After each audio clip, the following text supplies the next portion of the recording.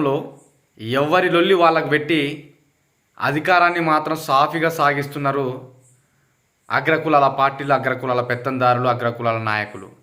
ఒకటే బీసీ సోదరా, నువ్వు ఎందుకు ఆలోచన చేయలేకపోతున్నావు?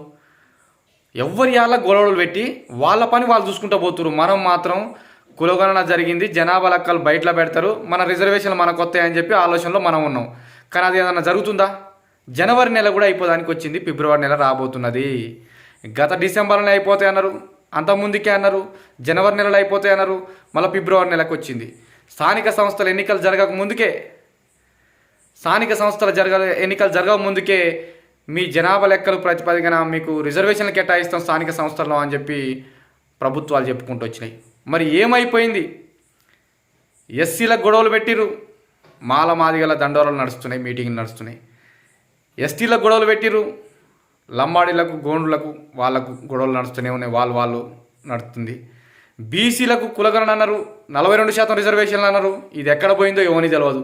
అరే ఈడబ్ల్యూఎస్ఎన్ పెట్టి ఏ కులగణన లేదు, ఏ లెక్కలు లేవు, డైరెక్ట్ 10% రిజర్వేషన్ అన్నారు. మరి తెలంగాణ రాష్ట్రంలో ఎంత శాతం ఉన్నారు ఈ అగ్రకులాలు? ఈ 10% ఎట్లా అమలు చేస్తారు? మరి ఇది అడగరా? ఎక్కడ పోతుంది సమాజం? ఏమవుతుంది? కనీసం ఇప్పుడైతే ఎవరన్నా కనీసం మా కులగణన ఎటుపోయా అని అడిగేటోళ్ళు లేకుండా అయిపోయారు. ఎవరు లొల్లిలో వాళ్ళెవరు? ఆగం తెర్లు అవుతుంది రాష్ట్రం. మిత్రులారా, ఏది ఏమైనా మనకు గొడవలు కామన్, అవి పక్కన పెట్టుకుందాం. ఫస్ట్ రిజర్వేషన్లు తెచ్చుకుందాం. అంతిమంగా మనకు రిజర్వేషన్లు కావాలి. అన్ని రంగాల్లో మన శాతం ఎంతో అంత శాతం రిజర్వేషన్లు పక్క కేటాయించుకోవాలని చెప్పి కూడా ఈ సందర్భంగా మీకు తెలియజేస్తున్నా. మిత్రులారా, ఇంకా ఆగం అవుతున్నాం. మీరు ఆలోచన చేయరి. కాలం గడుపుకుంటూ పోతుర్రు. స్థానిక సంస్థల ఎన్నికలు మాత్రం జరగట్లేదు.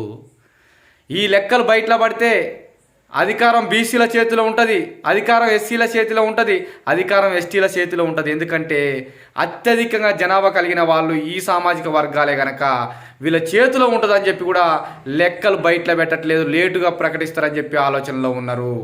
ఏం ప్రకటించాలో అర్థం కావట్లేదు. బీసీలు ఏమో 60% దాకుంటుర్రు, మరి ఎస్సీలు 18-20% దాకుర్రు, ఎస్టీలు 10% దాకుర్రు. వీళ్ళే మొత్తం శాతం ఉంటే మరి మన అని చెప్పి ఆలోచనలో ఉన్నారు. అధికారం ఏడబోద్దు అని చెప్పి భయాందోళనలో ఉన్నారు. అందుకనే జనాభా లెక్కలు బయట పెట్టట్లేరు. మీకే కనుక చిత్తశుద్ధి ఉంటే మరి తొందరగా బయట పెట్టరు. మా లెక్కలు ఏందో మేము చూసుకుంటాం. మరి ఎందుకు బయట పెట్టట్లేరు అని చెప్పి కూడా మీరు ఆలోచన చేసుకోవాల్సిన అవసరం ఉందని చెప్పి కూడా ఈ సందర్భంగా నేను తెలియజేస్తున్నాను. బీసీ మిత్రులారా, ఎక్కువసేపు మాట్లాడితే బాగుండదు, లాగైతుంది కనుక మీరు ఒకటే ఆలోచన చేయరు. ఫస్ట్ మా లెక్కలు బయట పెట్టాలి.